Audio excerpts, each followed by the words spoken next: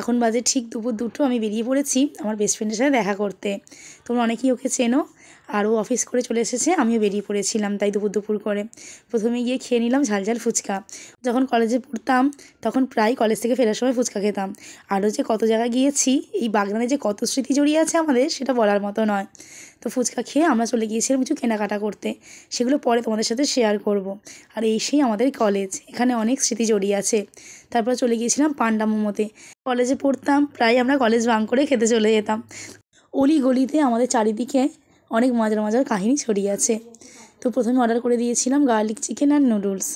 আর জানো তো, যতই সংসার হোক, যতই চাকরি হোক, যদি টানটা দুপক্ষ থেকে থাকে না, সেই সম্পর্ক কিন্তু আজীবন স্থায়ী হয়। আমাদের মধ্যে বন্ডিংটা হয়তো ওপর থেকেই সৃষ্টি হয়ে এসেছে।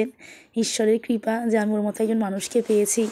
সে রাত 2টো হোক কি ভোর 4টে, আমি ওকে যখনই ফোন করি, যখনই আমার কষ্ট হয়, কি যখন কিছু শেয়ার করার থাকে, তখন সবসময় ওকে পাশে পেয়েছি।